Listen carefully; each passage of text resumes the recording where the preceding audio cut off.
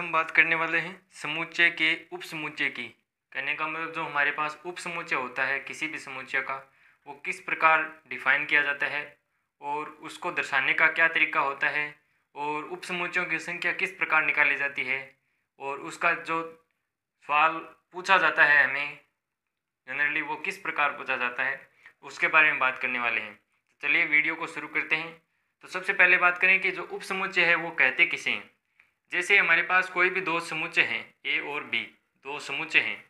समुच्चय को हम कैपिटल अक्षर से दर्शाते हैं। ए और बी दो समुच्चय हैं।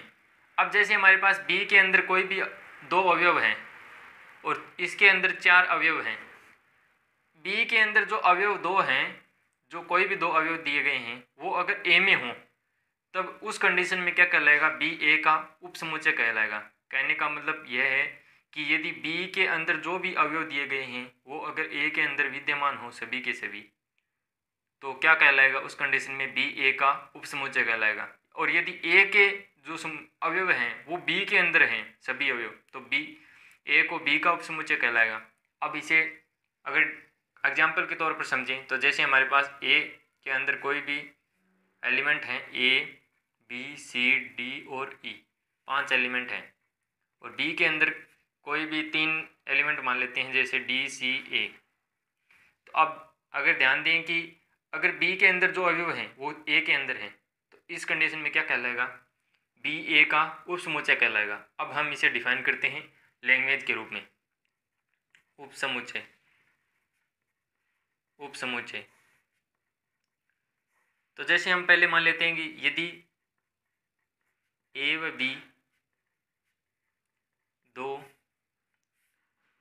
समुच्चय हैं, ए व बी दो समुच्चय हैं, तब यदि बी के सभी अवयव ए के अंदर विद्यमान हो तब बी को ए का उपसमुच्चय कहते हैं, उपसमुच्चय कहते हैं।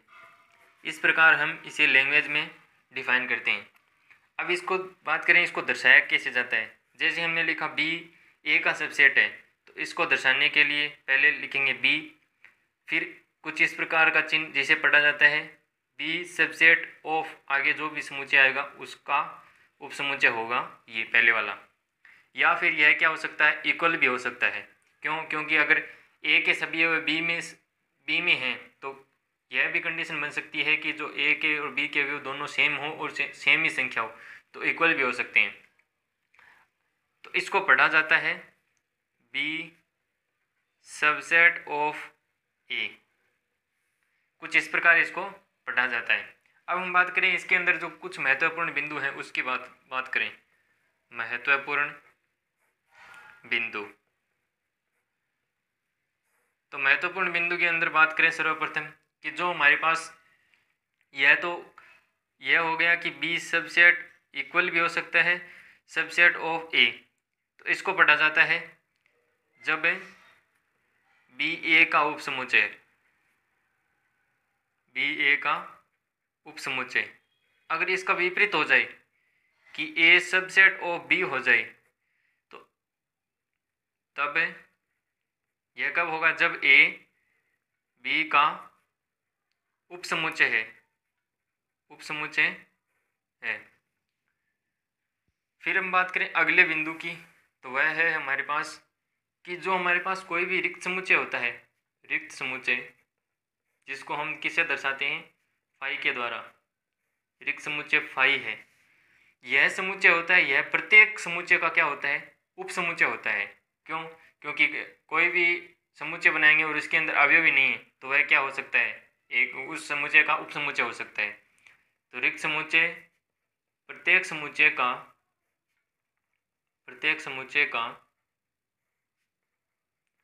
उपसमुच्चय होता है, उपसमुच्चय होता है।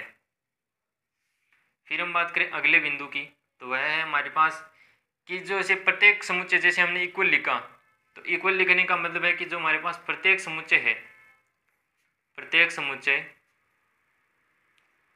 स्वयं का उपसमुच्चय होता है, स्वयं का उपसमुच्चय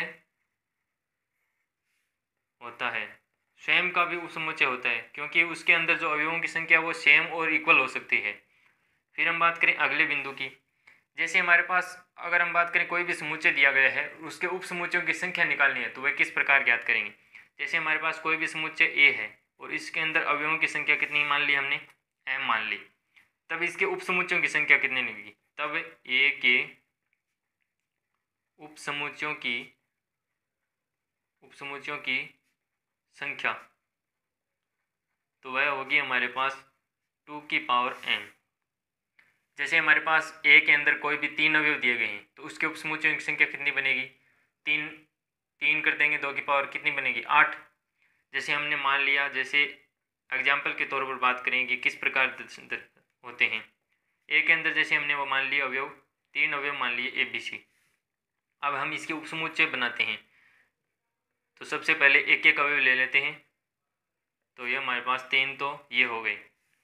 अब हम बात करते हैं कि जो हमारे पास अगले दो अवयव ले लेते हैं, A, B, फिर A, C, फिर B, C, फिर तीनों अवयव ले लेते हैं, क्योंकि इक्वल भी हो सकता है, प्रत्येक समुच्चय स्वयं का उपसमुच्चय होता है। फिर हमने बात किया कि रिक्त समुच्चय प्रत्येक समुच्चय का उपसमुच्चय होता है, तो 5 भी क्या आ जाएगा, इसके अंदर शामिल हो जाएगा। तो इसके अंदर कितनी संख्या आ गई, 1 2 3 4 5 6 7 8।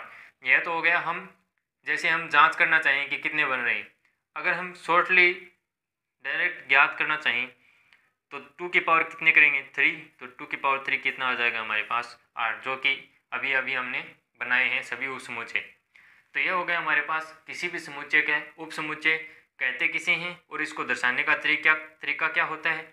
फिर रिक्त समुच्चय प्रत्येक समुच्चय का उपसमुच्चय होता है, प्रत्येक समुच्चय स्वयं का उपसमुच्चय होता है। फिर हमने देखा कि समुच्चयों की उपसमुच्चयों की संख्या कैसे निकाली जाती है। अगर वीडियो पसंद आई हो तो लाइक शेयर सब्सक्राइब करना ना भूलें। अगले वीडियो में मिलते हैं, तब तक के लिए जय हिंद, वंदे मातरम।